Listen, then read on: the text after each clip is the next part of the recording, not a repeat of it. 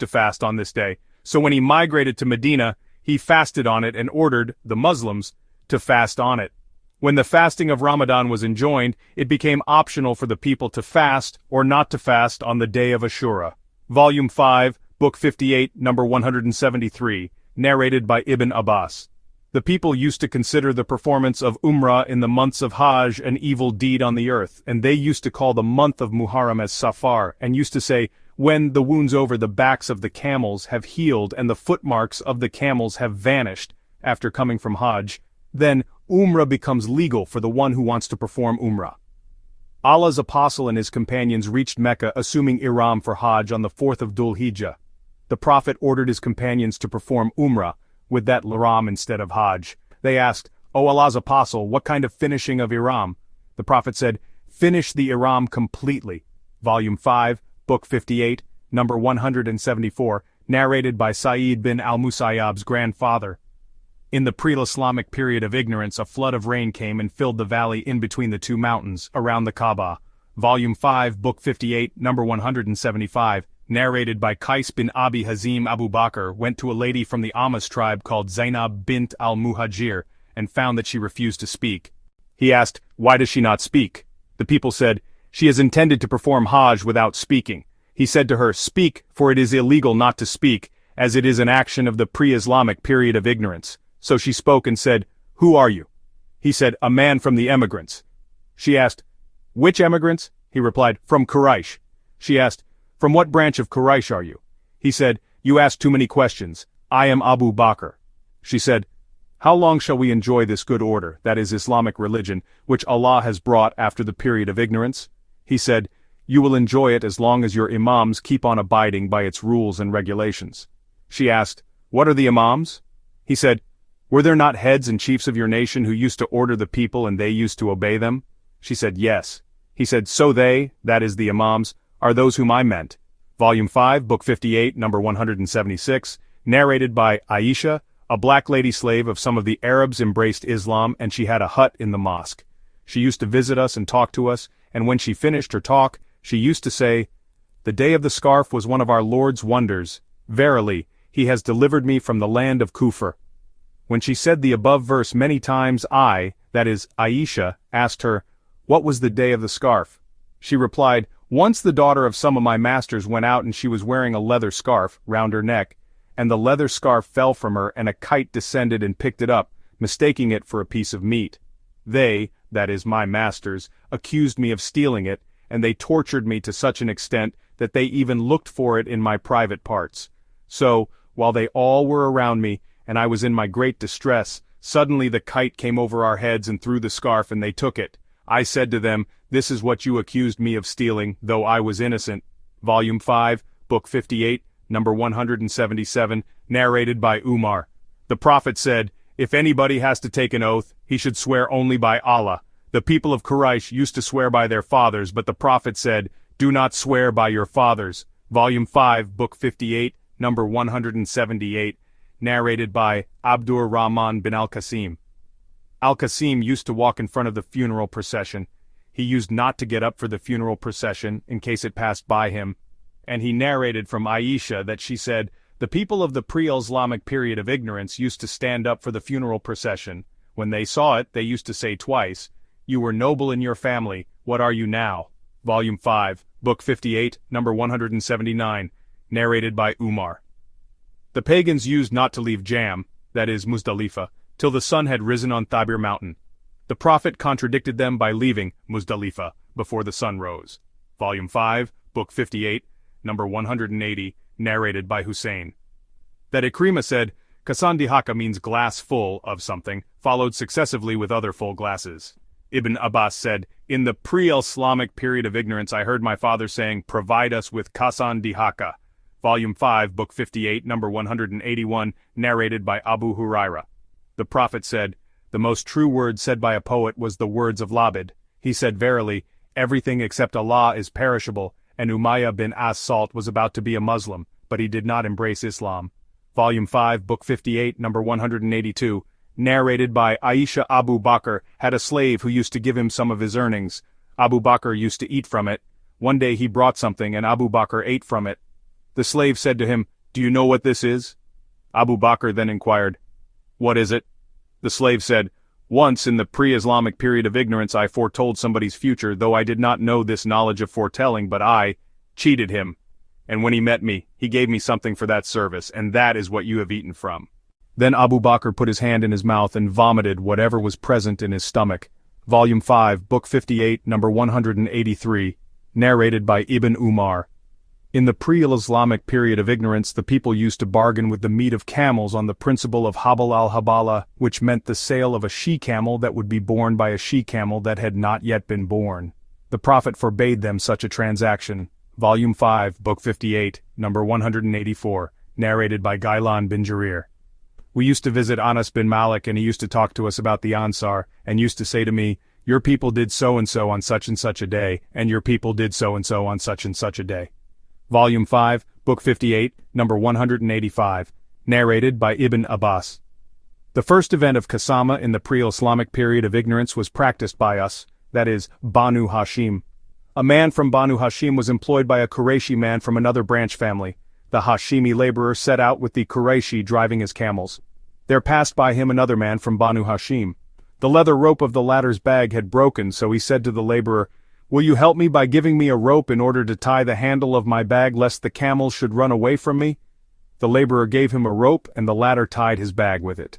When the caravan halted, all the camels' legs were tied with their fetters except one camel. The employer asked the laborer, "Why, from among all the camels has this camel not been fettered?"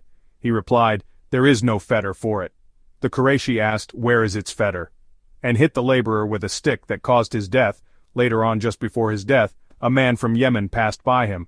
The laborer asked him, "Will you go for the pilgrimage?" He replied, "I do not think I will attend it, but perhaps I will attend it." The Hashimi laborer said, "Will you please convey a message for me once in your life?" The other man said, "Yes." The laborer wrote, "When you attend the pilgrimage, call the family of Quraysh, and if they respond to you, call the family of Banu Hashim, and if they respond to you, ask about Abu Talib, and tell him that so-and-so has killed me for a fetter." Then the laborer expired. When the employer reached Mecca, Abu Talib visited him and asked, "What has happened to our companion?" He said, "He became ill, and I looked after him nicely, but he died, and I buried him." Then Abu Talib said, "The deceased deserved this from you." After some time, the messenger whom the laborer has asked to convey the message, reached during the pilgrimage season. He called, "O the family of Quraysh." The people replied, "This is Quraysh." Then he called, "O the family of Banu Hashim." Again the people replied, "This is Banu Hashim." He asked, "Who is Abu Talib?" The people replied, "This is Abu Talib." He said, "So-and-so has asked me to convey a message to you that so-and-so has killed him for a fetter of a camel." Then Abu Talib went to the Qurayshi killer and said to him, "Choose one of three alternatives. If you wish, give us 100 camels because you have murdered our companion. 2, or if you wish, 50 of your men should take an oath that you have not murdered our companion, and if you do not accept this, 3, we will kill you in Qisas." The killer went to his people and they said, "We will take an oath." Then a woman from Banu Hashim, who was married to one of them, the Qurayshis, and had given birth to a child from him, came to Abu Talib and said, "O Abu Talib, I wish that my son from among the 50 men should be excused from this oath, and that he should not take the oath where the oath-taking is carried on." Abu Talib excused him. Then another man from them came to Abu Talib and said, "O Abu Talib, you want 50 persons to take an oath instead of giving 100 camels, and that means each man has to give 2 camels in case he does not take an oath. So there are 2 camels I would like you to accept from me, and excuse me from taking an oath where the oaths are taken." Abu Talib accepted them from him. Then 48 men came and took the oath. Ibn Abbas further said, "By him in whose hand my life is, before the end of that year, none of those 48 persons remained alive." Volume 5, Book 58, number 186, narrated by Aisha. Allah caused the day of Bu'ath to take place before Allah's apostle was sent as an apostle, so that when Allah's apostle reached Medina, those people had already divided in different groups, and their chiefs had been killed or wounded. So Allah made that day precede Allah's apostle so that they, that is the Ansar, might embrace Islam. Narrated Ibn Abbas, to run along the valley between 2 green pillars of Safa and Marwa mountains was not sunnah, But the people in the pre-Islamic period of ignorance used to run along it and used to say, "We do not cross this rain stream except running strongly." Volume 5, Book 58, number 187, narrated by Abu as-Safar. I heard Ibn Abbas saying, "O people, listen to what I say to you, and let me hear whatever you say, and don't go, without understanding, and start saying, Ibn Abbas said so-and-so, Ibn Abbas said so-and-so, Ibn Abbas said so-and-so. He who wants to perform the tawaf around the Kaaba should go behind Al-Hijr, that is a portion of the Kaaba left out unroofed, and do not call it Al-Hatim. For in the pre-Islamic period of ignorance, if any man took an oath, he used to throw his whip, shoes, or bow in it." Volume 5, Book 58, number 188, narrated by Amr bin Maimun. During the pre-Islamic period of ignorance, I saw a she-monkey surrounded by a number of monkeys. They were all stoning it, because it had committed illegal sexual intercourse. I, too, stoned it along with them. Volume 5, Book 58, number 189, narrated by Sufyan. Ubaidullah said, I heard Ibn Abbas saying, "Following are some traits of the people of the pre-Islamic period of ignorance, I, to defame the ancestry of other families, 2, and to wail over the dead." Ubaidullah forgot the third trait. Sufyan said, "They say it, that is the third trait, was to believe that rain was caused by the influence of stars, that is, if a special star appears, it will rain." Volume 5, Book 58, number 190, narrated by Ibn Abbas. Allah's apostle was inspired divinely at the age of 40. Then he stayed in Mecca for 13 years, and then was ordered to migrate, and he migrated to Medina, and stayed there for 10 years, and then died. Volume 5, Book 58, number 191, narrated by Kababa. I came to the Prophet, while he was leaning against his sheet cloak in the shade of the Kaaba. We were suffering greatly from the pagans in those days. I said to him, "Will you invoke Allah to help us?" He sat down with a red face and said, "A believer among those who were before you used to be combed with iron combs so that nothing of his flesh or nerves would remain on his bones, yet that would never make him desert his religion. A saw might be put over the parting of his head which would be split into 2 parts, yet all that would never make him abandon his religion. Allah will surely complete this religion, that is Islam, so that a traveler from Sana to Hadramaut will not be afraid of anybody except Allah."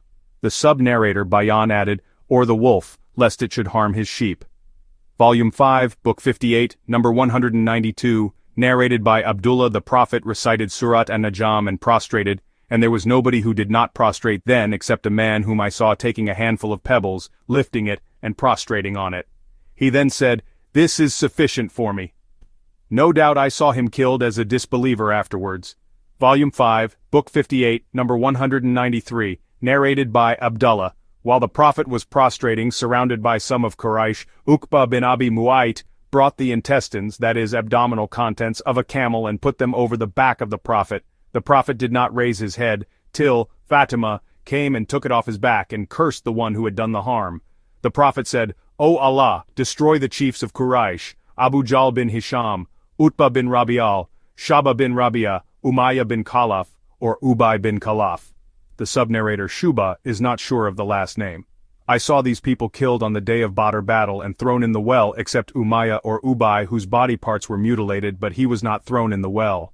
Volume 5, Book 58, number 194, narrated by Sa'id bin Jubair. Abdurrahman bin Abza said, "Ask Ibn Abbas about these 2 Quranic verses, nor kill such life as Allah has made sacred, except for just cause." 25.168. And whoever kills a believer intentionally, his recompense is hell. 4.93.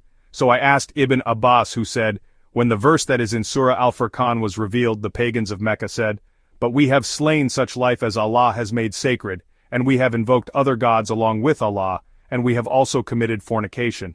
So Allah revealed, "Except those who repent, believe and do good." 25.70. So this verse was concerned with those people. As for the verse in Surat An-Nisa 4:93, it means that if a man, after understanding Islam and its laws and obligations, murders somebody, then his punishment is to dwell in the hell fire forever. Then I mentioned this to Mujahid, who said, "Except the one who regrets one's crime." Volume 5, Book 58, number 195, narrated by Urwa bin Az-Zubair. I asked Ibn Amr bin Alas, "Tell me of the worst thing which the pagans did to the Prophet."